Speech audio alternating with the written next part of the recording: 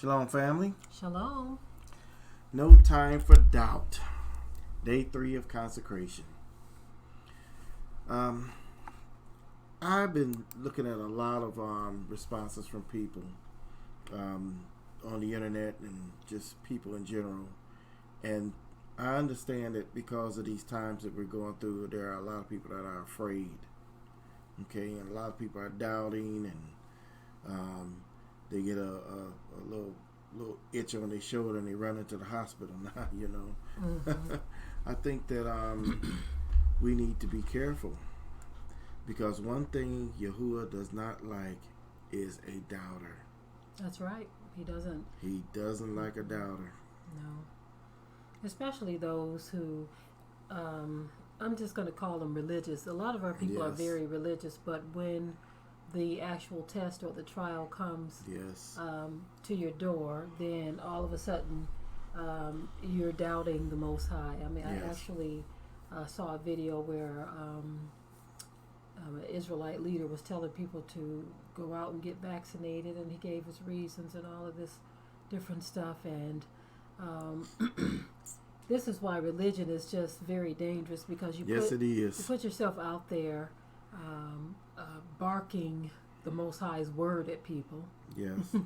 I hate to put it that way, but when the true test comes of do you trust the Most High? Do you love the Most High? Mm-hmm. Then that's where a lot of people falter, you see. And Yah don't like that. He just doesn't like it. I know what we see before us can be very, very frightening, but come on now, family. Yeah. Come on.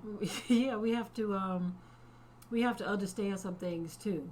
And we see a lot of narratives going forth where scripts are being flipped, and it's being tied to this prophecy and that prophecy, in which after the consecration, we'll get into that in a few days, Yah willing, of course. But we have to be consistent. I know we have this anxiousness upon us for wanting to see some things take place and happen, but we have to remember you can't sew and stitch prophecies together to make them fit what you want them to believe. If elements are missing, and I know I said we're not going to get into that, if elements are not there, then you cannot make them fit. You can't say, okay, I'm going to just stitch this right over here and tie a knot over here and just make it all come together. That's it a doesn't witch. Work that way. That's a witch that does that. Yes. Yeah, I'm calling you out. You're a witch. If that's what you do, you are a witch. Okay? I want to say this, right? We talk a lot of talk, right? But then the minute we face a true trial, we fall. We come apart at the seams, right?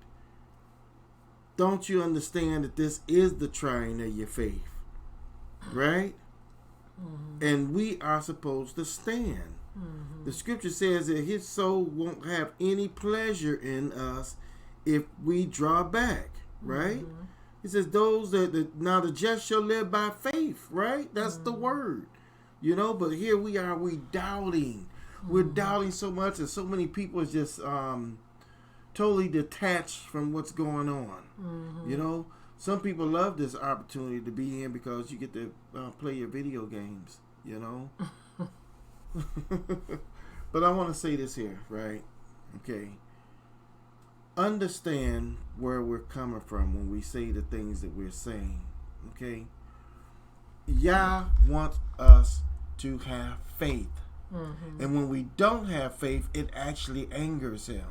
I don't think you realize what I'm saying to you here. When you don't have faith in him, it angers him. And when you try to switch it and say, well, I think Yah wants me to go and get this vaccination.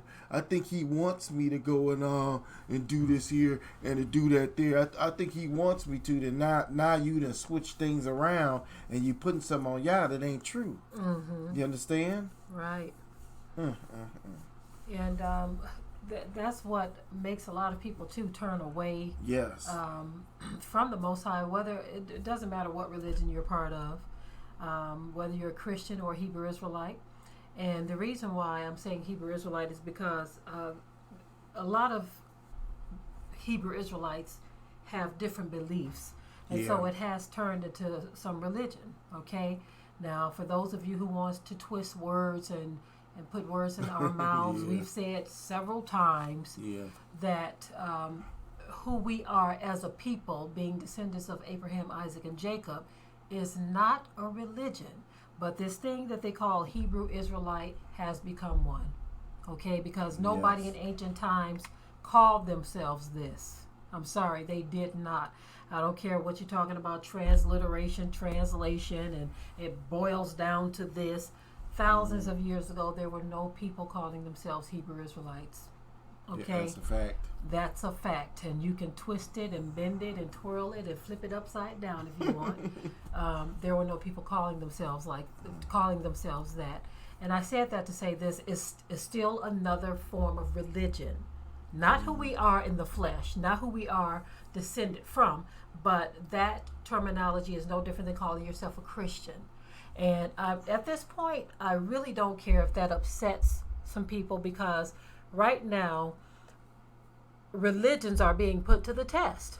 Yeah. Hebrew Israelites, Christians, Islam, every religion is being put to the test, because a lot of these people who call themselves servants of the Most High Yah, who call themselves lovers of Yah, keepers of His word, keepers of His law, Sunday church worshipers, Sabbath church worshipers, or whatever, all of these people are being put to the test, and a lot of them are literally boldly in Yah's face telling him He don't trust them through their actions.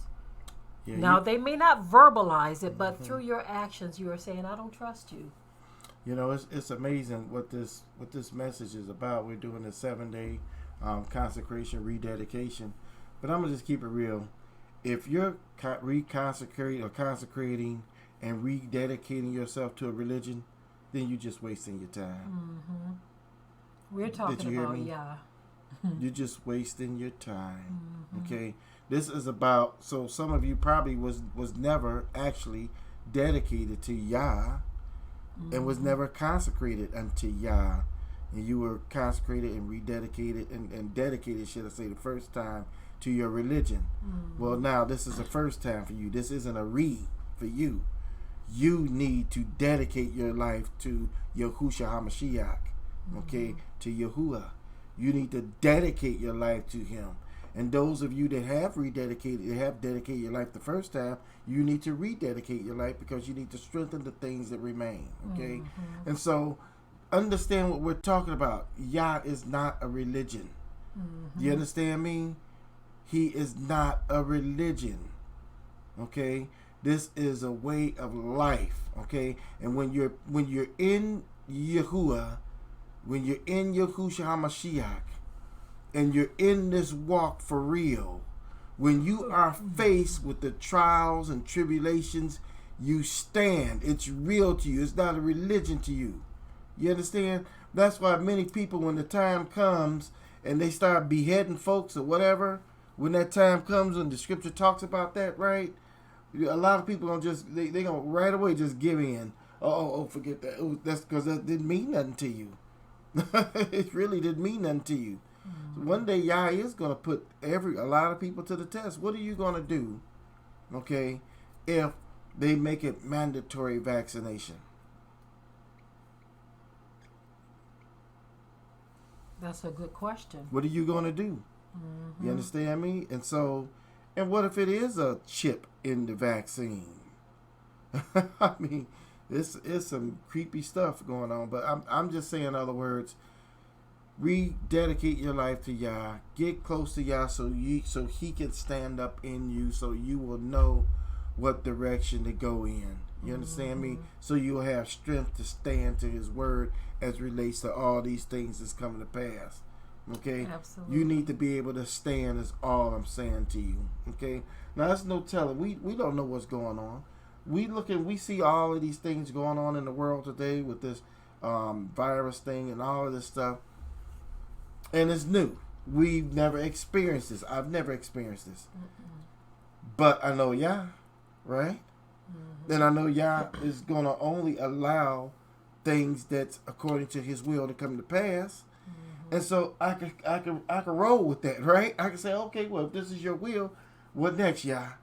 Show me what I need to do to prepare. Show me what I need to do to be ready for whatever's coming, because I can't see the future. But he can, right?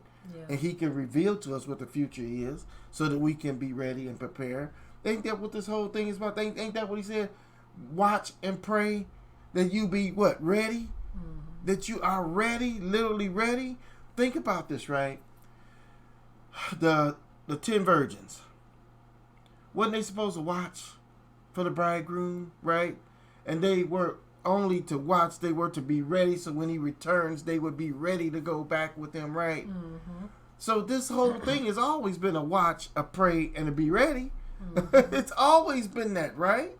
A lot of people today, you know what it reminds me of, you since you bring up the 10 virgins, 5 wise and 5 foolish. Yeah. Okay, the 5 wise were ready and they had extra. Yes. They were ready and they had extra. But the 5 foolish didn't have extra. And so when the cry was made and it was time to go out and meet the bridegroom, they asked those who had extra, they said, can we have some of yours? And the 5 wise said, no, I'm sorry. You better go to those who sell because I ain't got nothing for you. You see, and so a lot of people today remind me of that. They heard the cry being made for years. They heard people saying, do this, do that. And they were kind of like mockers. Yeah.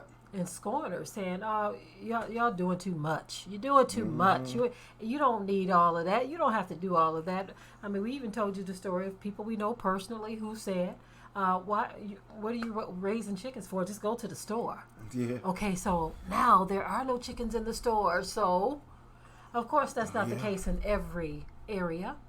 But in a lot of areas, we've been told that there is no food. And so for the person who told us why are you raising chickens when you could just go to the store? Yeah. What now? What now? What now? And so if this is just a drill, in which a lot of people say they believe it is, if it's just a drill, are you going to go back to how you were doing things before, where you were kicking the can down the road saying, oh, we have time before this happens. Oh, we have time before that happens. Maybe next year I'll do this. Maybe next year I'll do that. Are you going to continue in that? Get comfortable in the fact that things have mellowed out? Okay? Not trying to scare anyone, but there was a news report where the White House said that they're estimating that between 100 and 240,000 Americans are going to die. Now, that's lower than the first estimate. They were saying that they believe over 1 million. Okay? I'm not sure how they can put that type of number on anything, right? Because death and life are in the hands of Yah, right? Even though he allows man to do certain things, it's still him who determines when someone draws their last breath, period. Okay? And so, that being said, instead of us operating and living in fear, wouldn't it be better to take that particular emotion and redirect it somewhere else and say, instead of me operating in fear, I'm going to operate with confidence. And I'm going to do this over here. I'm going to do that. I'm going to take my precautions. I'm going to stay at home as much as I possibly can. We know that you have to go out and do errands. You have to get food and gas or whatever you can get your hands on. We know that certain things have to be done. But all of the extra stuff, maybe we should taper that off. We're tapering off as much as we can, you see, and not being foolish. Only when it's necessary. Not being foolish, okay? Not being fearful, but just doing what you have to do. Earlier today, I did a broadcast, and I suggested that more of you should be buying seeds, using whatever space you have available to grow food. This is no longer a what if. We are right smack dab in the reality of it. It's not a what if anymore. It's real. You see? Yeah. You know, it's amazing when I think about this. You know, this thing is real. You know, what's going on. We see it right before our eyes, right? You know, I had a chance to talk with a couple of people and about their area and what's going on. And I'm telling you, in some areas, it's horrible. It's absolutely horrible. Some areas there's no food in the stores at all or anywhere. Some areas, some people, they're resorting to just ordering out. That's the only way they can get food. Yeah, from restaurants. From restaurants. That's not a healthy choice. And it behooves me that this thing is this serious. You got people that are dying. You know, we know of someone with this virus, right? And so when you see all of this serious stuff going on, and then you turn on YouTube or something, you see people making fun of this virus, putting up videos, doing comedy songs and dancing about it, and just all kind of funny stuff, fun and games. It's just all fun and games. This thing is serious. You don't want this thing to come knocking at your door, right? This thing is serious. You know what I'm saying? And people just aren't taking it serious. People are still out having fun, partying, doing a little thing, you know, and not taking it serious. Well, I think what happened early on, when they put out that initial report that black people were somehow immune and that they weren't catching it, and you know, all of that kind of stuff, they put out those narratives, and so there were people putting up videos dancing and jamming and clowning around about it. But now I've seen so many people posting that they've lost loved ones, and so now we're seeing less and less jokes about it. There are still people doing it, okay? There are still people doing it, but a lot of people are starting to say, you know what, maybe we shouldn't be joking about this. I've seen a few things that I thought were very funny at first, but when you see the problem is, let me tell you what the problem is. When it was over in China, a lot of people in the U.S. It was a joke. Exactly. When it was just China, everybody thought it was funny. But when it came knocking on our door in the United States, not just in the U.S., but around the world now. Around the world. Italy and one sister, Zimbabwe, I told you, she messaged me earlier. There are cases there as well.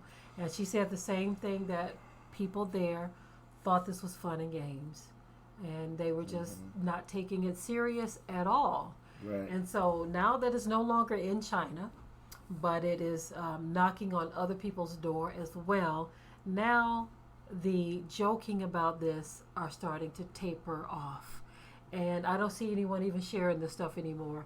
I mean, I saw a few things that I thought were funny initially, because it's not that I thought this virus were funny, but some of the videos and memes and things of that nature, people are just trying to get humor in this.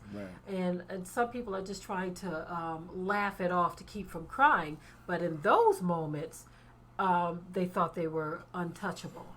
And so right now we're just saying, look, family, whether you get it or not, okay, everyone's not going to get this virus, but look at all of the other spillover from it. That is what's getting a lot of people. The spillover from this pandemic, the hardships, the time of year that this has happened. It's just very difficult for a lot of people who have lost their jobs.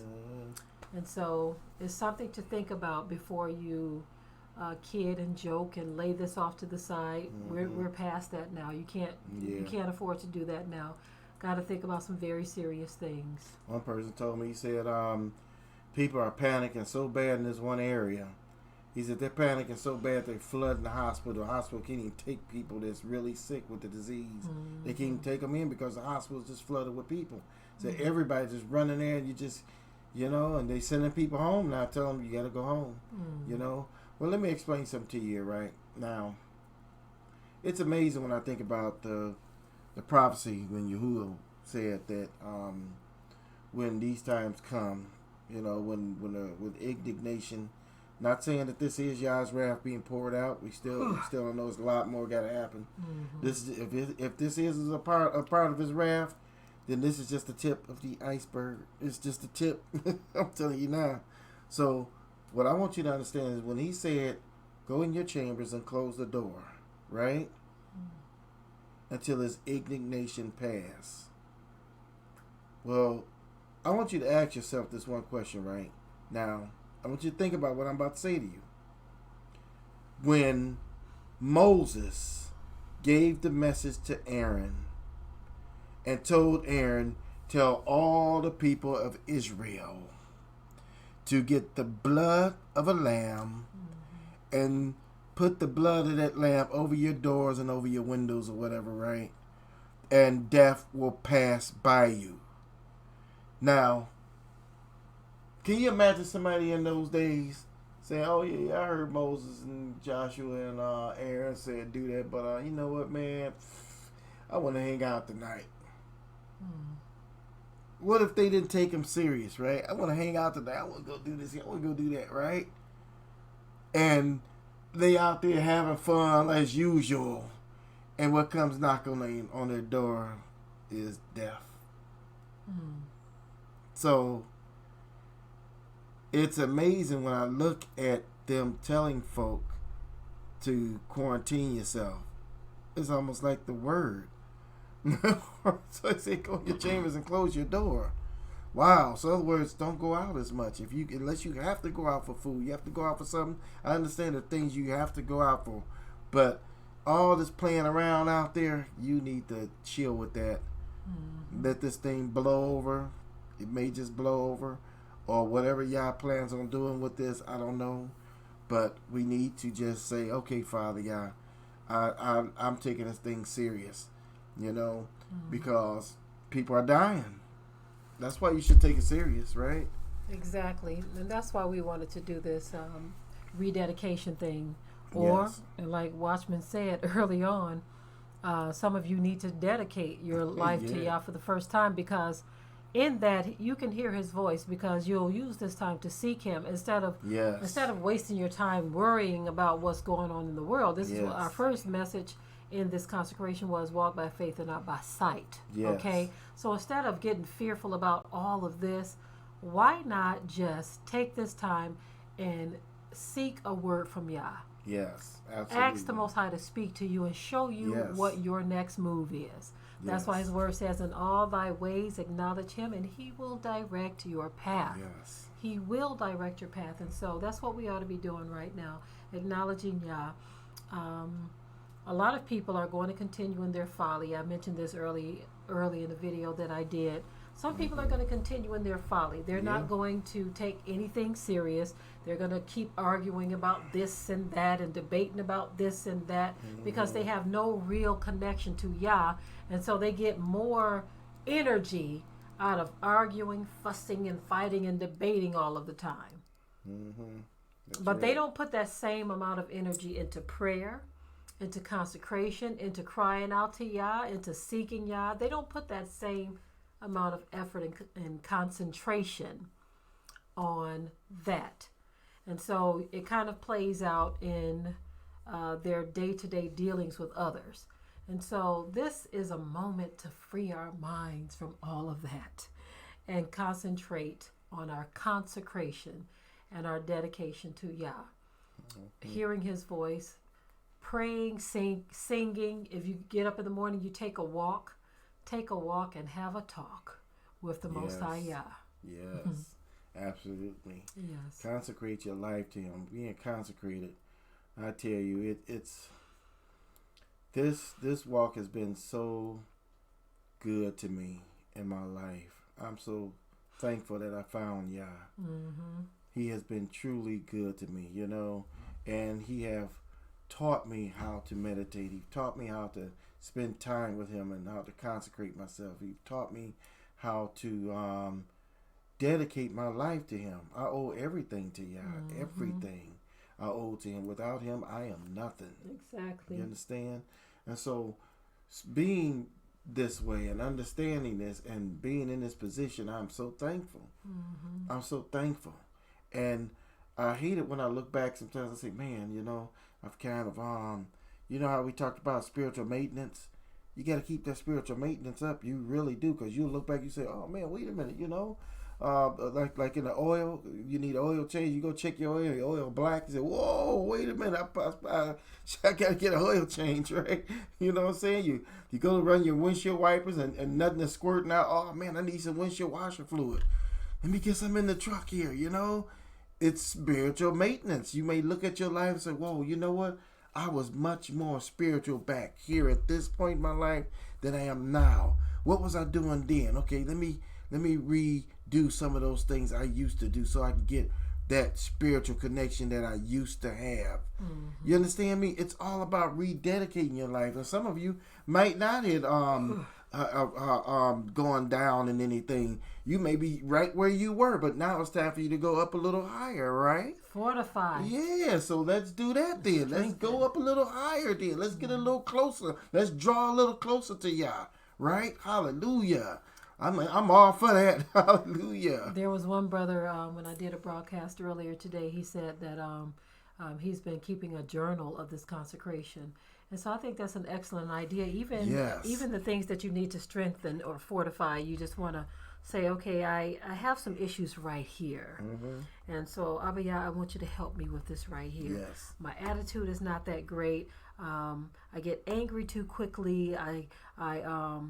I'm doubting you too much, and I'm not having faith over here. Whatever it is, you don't just have to write down the things that you want or the good stuff, but the things that you know you need strength in. If you feel like you just, you know that you're not trusting Yah. You know that you're not a very friendly and loving person. You know that you got attitude galore. You got all of this stuff. Work on those things. Yeah, work on them. Hand it over to Yah. Say, Abba, Yah, look, I need you to help me in these areas right here because I don't want to be this mean person that nobody wants to deal with. I don't want to be this person that no one wants to connect with. Yeah. You see, that's a major problem for a lot of people. You see, one thing that I thank the Most High is I'm very easy to get along with. I don't care who you are.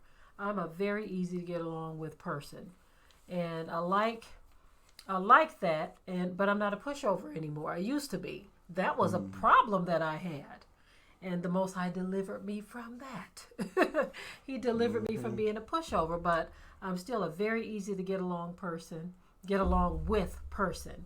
And that's something that I believe the Most High has done as well, because he says that we should follow peace with all men and holiness or set apartness, which without no man shall see Yah.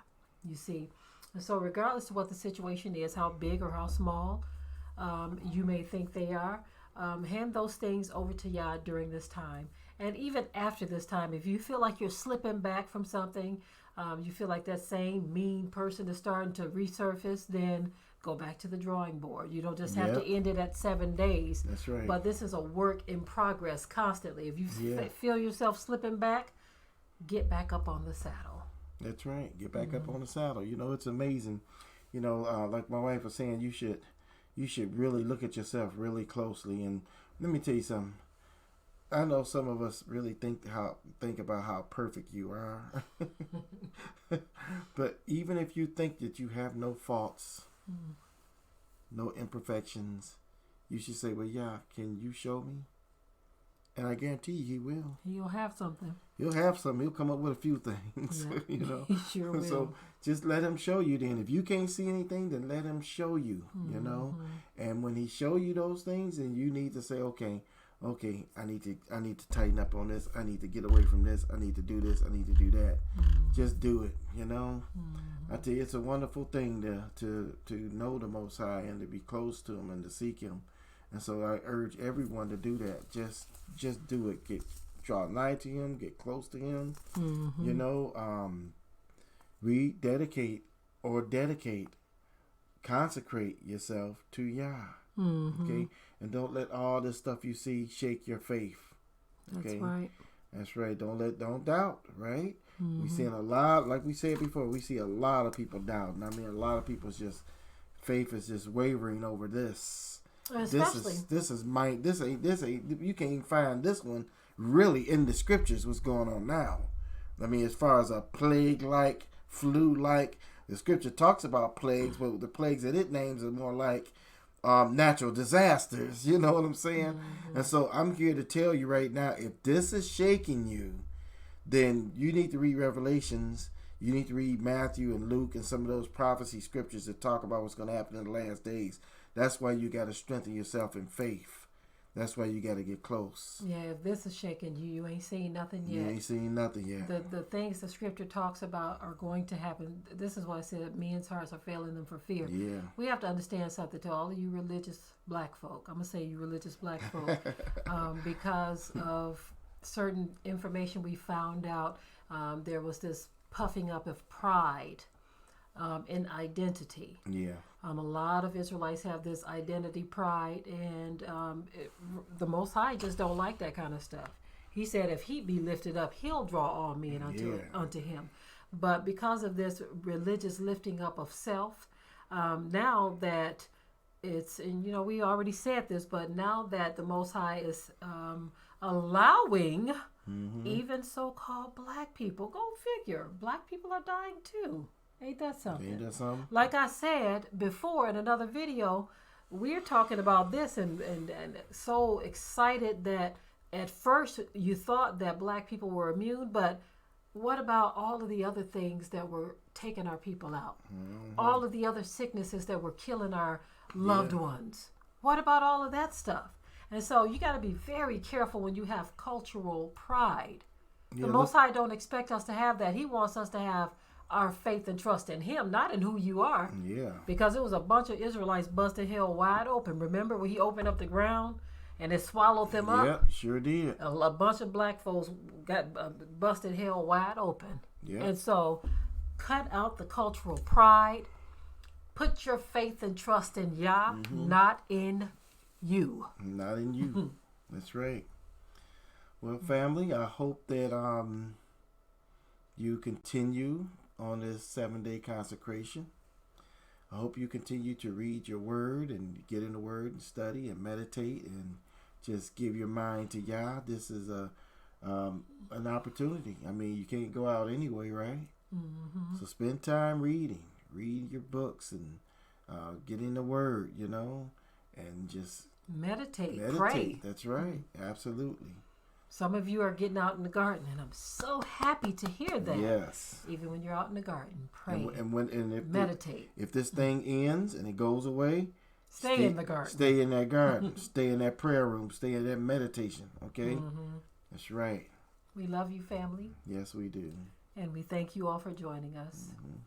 But we didn't want to be before you long. We were actually longer than we intended to be. Yeah. We wanted to go live, but it wasn't working, family, so here we are. For some reason, certain times of day make it a little more difficult, I guess. Yes.